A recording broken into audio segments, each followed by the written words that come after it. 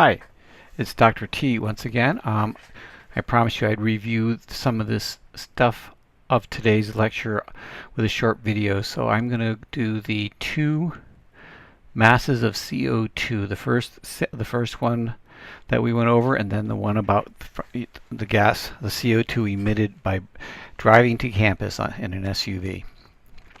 So first we did the example where we looked at how much carbon dioxide would be produced by burning 1,000 grams of C3H7NO2. It's nitropropane. It's related to something called nitromethane. But basically, you want to know how much CO2 will be produced by burning 1,000 grams of that. So we're looking for. So if I'm going to work backwards from the answer. We want grams of CO2 as an answer. To get grams of CO2, we're going to need to have the number of moles of CO2, because the moles of CO2 times the molar mass of CO2 will give us our grams. We only know the moles or the mass, the amount of nitropropane we have, but we recognize that the amount of CO2 that we get out will depend upon the amount of moles of carbon that are present. And so, because for every mole of carbon dioxide, we need 1 mole of carbon. And we can find the number of moles of carbon from the number of moles of fuel. And we can get the number of moles of fuel from the mass of the fuel, because we can calculate the molar mass of nitropropane, C3H7NO2. So we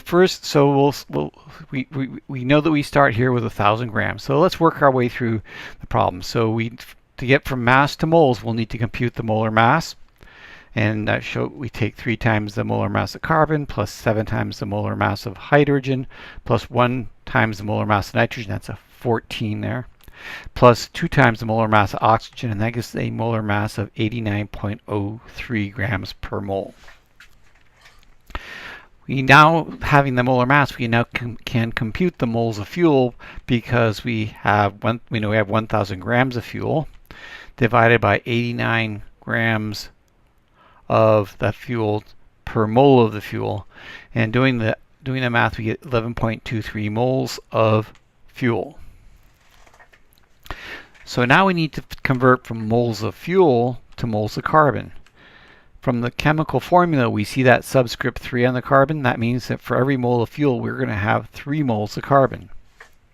So if we want to know the number of moles of carbon, we multiply the moles of fuel, which is 11.23 times 3 moles of carbon for every mole of fuel. So that's here, and then we multiply 3 times 11.23, and we get 33.69 moles of carbon.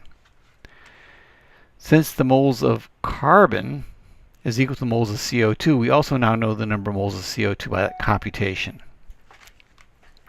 Finally, we get the mass of CO2 by multiplying the number of moles of CO2 times the molar mass of CO2. That's the molar mass of carbon plus 2 times the molar mass of oxygen, which is 44.01. And we end up with 1483 grams, or if we go to scientific notation, which is preferred with these bigger numbers, it's 1.483 times 10 to the third grams of CO2 that are produced from burning 1,000 grams of nitropropane.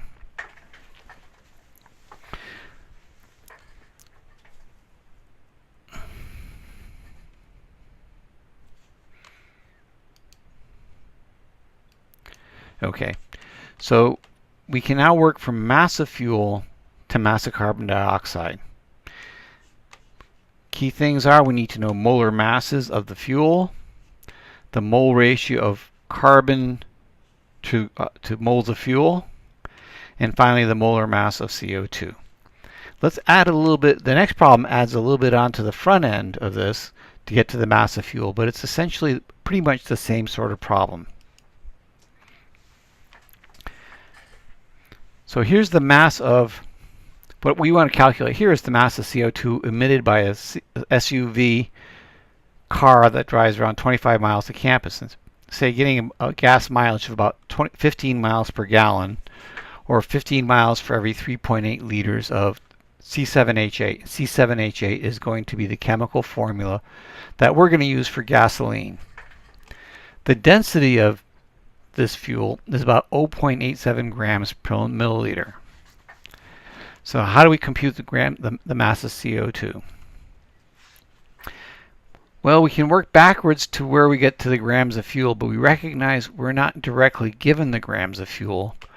We're given a miles to campus plus a miles per gallon. So we have a couple of extra steps to put into the front end. We have to convert our miles driven and miles per gallon to gallons, and then convert from gallons to milliliters, and then from milliliters to the grams of fuel.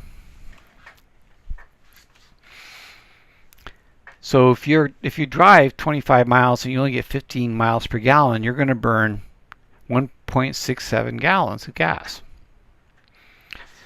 So we can do that computation. We see that here. We can see that the miles cancel out. We end up with gallons as the labels, which means that we did the conversion correctly.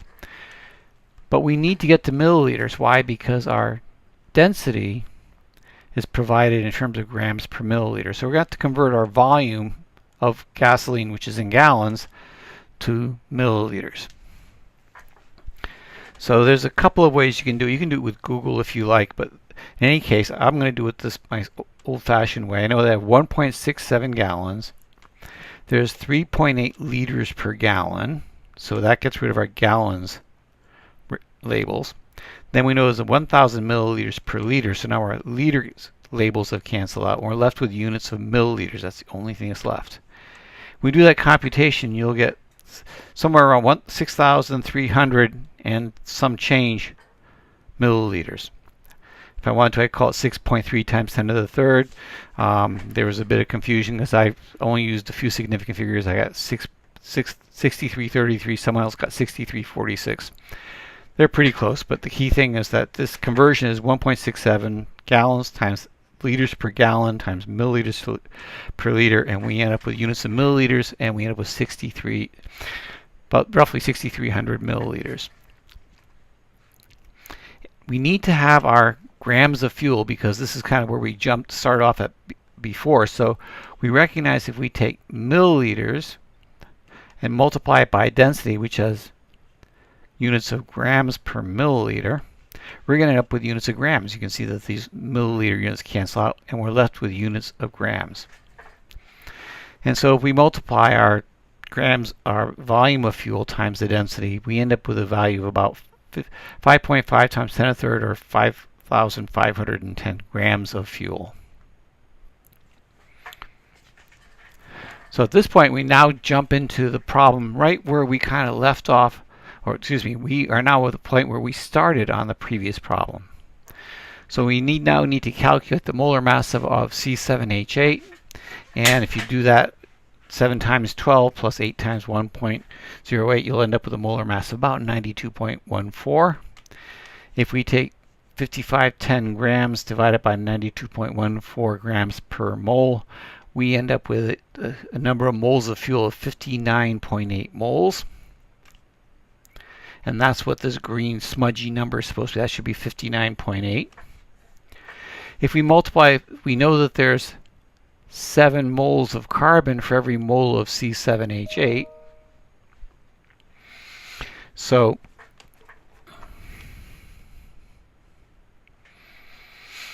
for every mole of C7H8. So if we multiply 59.8 times 7, we end up with 419 moles of carbon. 419 moles of carbon is also equal to the number of moles of CO2, since there's, again, 1 mole of carbon in each mole of CO2. And we multiply the 419 moles of CO2 times 44.01 grams per mole of CO2, and we end up with a mass of 1.8 times 10 to the fourth grams of CO2, or about 18 kilograms of CO2, or about somewhere around 40 pounds of CO2 emitted by this SUV on its 25-mile drive to campus. I hope that helps. I'll talk to you later.